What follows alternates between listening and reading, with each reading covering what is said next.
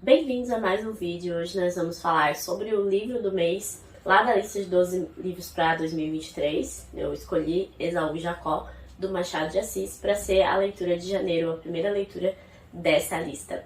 Esse livro eu achei que seria o meu Machado preferido da vida. Tinha tudo para ser por conta do enredo, da história, do contexto histórico desse enredo também, pelos personagens, mas acabou não se tornando, e eu vou explicar para vocês aqui nesse vídeo porque que eu não gostei tanto assim desse livro aqui.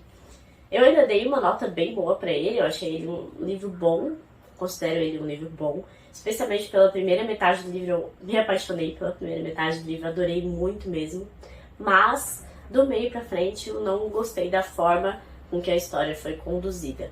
Bom, Esaú e Jacó é um livro sobre dois irmãos. Eles se chamam Paulo e Pedro e eles são filhos de Natividade e do Santos. O Santos é um barão ali da região do Rio de Janeiro, é uma pessoa muito rica, muito bem abastada. E a Natividade é a mãe deles, né, a esposa do Santos. E a Natividade, quando os dois ainda tinham menos de um ano, ela foi numa pessoa aí que tinha visões do futuro e tal.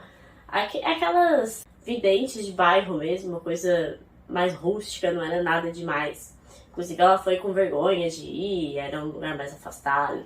Mas aí nessa consulta, essa vidente vai dizer para ela que os dois filhos terão muito sucesso na vida, mas em um determinado momento ela vai perguntar para ela se eles brigavam muito na barriga dela durante a gestação, como é que foi.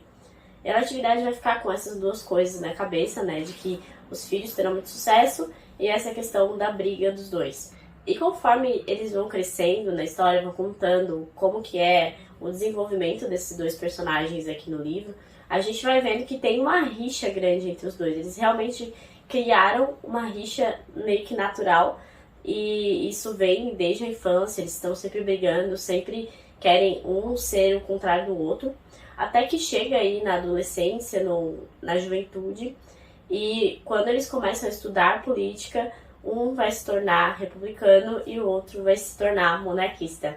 Então nós temos Pedro, que é a favor aí do terceiro reinado, e nós temos Paulo, que é um republicano fervoroso, a favor de revolução, saudosista da Revolução Francesa. Tem um determinado momento, inclusive, que os dois vão comprar uns quadros para colocar no quarto, eles dividem o quarto, e o Pedro vai escolher uma imagem de Luís XVI e o Paulo vai escolher uma foto de Robespierre, um revolucionário aí da Revolução Francesa, né? O maior revolucionário da Revolução Francesa, inclusive responsável pelo terror e tudo mais. E aí eles vão crescendo assim, sempre nesse embate, nessa rixa, e a mãe deles sempre pensando que coisas futuras e eles serão grandes em um determinado momento, e ela deseja assim ser viva para presenciar tudo isso. Mas aí a gente chega a uma terceira personagem que vai surgir na história, que é a Flora. A Flora é filha de um político meio decadente da cidade, mas a Flora acaba, é claro, se tornando a paixão desses dois meninos, e ela passa o livro inteiro nessa dificuldade de escolher. Ela não consegue escolher um dos dois, mesmo tendo aceitação geral para que ela escolha um deles, se case com um deles. Ela vive aí nessa aflição, nessa agonia imensa de não conseguir escolher entre os dois. Eu acho que eu não comentei, mas os dois são gêmeos, então são poucas as diferenças aí, quase nenhuma diferença de aparência, e fala como os dois eram muito bonitos, muito bem desenvolvidos, mas a personalidade dos dois era muito distinta. Inclusive vai ter um determinado momento que o narrador aqui, que também é um personagem, logo eu falo dele, vai falar que existe realmente essa diferença entre o ímpeto dos dois personagens, porque o Paulo quer sempre mudar o que já está estabelecido e o Pedro tem essa tendência a conservar. Bom, o nosso narrador aqui é o Conselheiro Aires, e eu acredito que é o mesmo personagem que vai ser o protagonista de Memorial de Aires, que é o próximo livro do Machado de Assis aí na cronologia. O Esaú e Jacó veio depois até de Memórias Póstumas de Dom Casmurro, por isso até que eu criei uma expectativa bem alta assim em relação a ser meu favorito, mas a questão foi o enredo mesmo. A escrita é primorosa, né? Eu até vou ler alguns trechos para vocês entenderem o que pensar, porque A escrita de Machado de Assis é uma das coisas mais bonitas que eu já li na minha vida. E a história é contada aí mais do ponto de vista do Aires, porque no começo do livro fala que essa história toda foi encontrada aí nos diários dele, nos escritos desse Aires, sendo que existe o memorial, que aí é o próximo livro, e mais essa história anexa que ele teria chamado de Esaú e Jacó. Só que, ao mesmo tempo, o Aires é um personagem também da história que ele escreveu, e não como narrador, mas como terceira pessoa. Então, fica uma coisa um pouco confusa em relação a isso, porque você começa o livro lendo que essa é uma história contada pelo Aires, que está nos diários dele, mas a história toda aparece o Aires ali como um personagem, e ele não é onisciente nem nada, ele aparece ali, conversa com os personagens e depois some. Então fica aí essa dualidade. O livro é todinho cheio de dualidades, todinho cheio de duplos. É óbvio, começando pelo próprio título, pelos próprios protagonistas, isso fica bem nítido. E tem muitas citações também a clássicos da literatura. Adoro quando Machado faz isso. Tem Ilíada, tem Odisseia, inclusive vai falar que o próprio Paulo seria Ilíada e o Pedro seria a Odisseia. Tem Fausto, tem Goethe aparecendo algumas vezes aqui. Todas essas referências maravilhosas que Machado tem para colocar no livro. O pano de fundo dessa história, que é então a queda da monarquia, porque a gente lê aqui o baile da Ilha Fiscal, logo depois a tomada pelos militares, toda a confusão popular que isso gerou.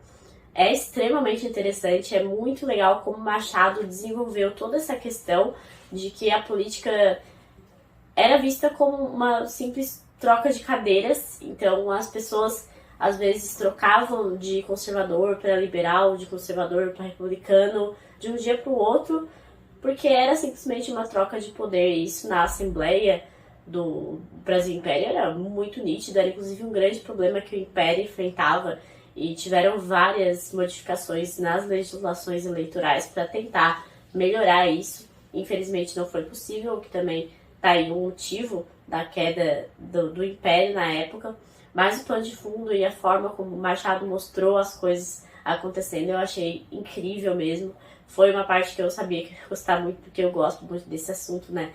Então ele trouxe aí como as pessoas não entendiam o que estava acontecendo, ao mesmo tempo pequenos negócios iam sendo afetados pela situação, e as pessoas não entendiam direito, mas ao mesmo tempo não sabiam o que ia ser. Eram pouquíssimas pessoas que realmente eram estudadas sobre política, entendiam o que estava acontecendo e tomavam partido da situação. A maioria simplesmente via aquilo e não se posicionavam, ou simplesmente pensavam como aquilo ia afetá-la pessoalmente. Sobre o meu problema com o enredo, ele se dá principalmente por conta dessa personagem, a Flora, que eu acho ela muito chata, sinceramente. Eu acho ela... Sempre que chega nela, a história cai um pouco, sabe? Fica um pouco mais cansativa, e toda essa aflição dela não consegue se resolver, e aí leva a um fim também específico dela em relação a isso, que eu achei meio forçado, não gostei muito. E esse foi o principal ponto, porque do meio pro final a gente sai um pouco dessa questão política, desse contexto histórico, desse embate entre Pedro e Paulo, e foca muito em Flora. Fica muitos capítulos só falando dela. Então esse foi o meu problema com o livro. Acho que eu gostaria mais de ver Pedro e Paulo se desenvolvendo aí na juventude do que simplesmente focando em Flora. Mas o final formulado pelo Machado é bem interessante, faz bastante sentido, claro que eu não vou contar pra vocês, mas é um final que faz bastante sentido, sim, com todo o desenvolvimento da história, e claro, extremamente bem escrito, como eu já falei. Aqui o Machado também usa muito a conversa entre o autor e o leitor, que eu adoro, acho incrível a forma que ele faz isso. E como eu já disse, a escrita é primorosa, então tem frases muito boas assim durante todo o livro, como explicações comem tempo e papel, demoram a ação e acabam por enfadar. O melhor é ler com atenção. E ele está explicando aí pro leitor que ele precisa prestar atenção nos detalhes, porque ele não vai ficar fazendo digressões aí no meio do livro.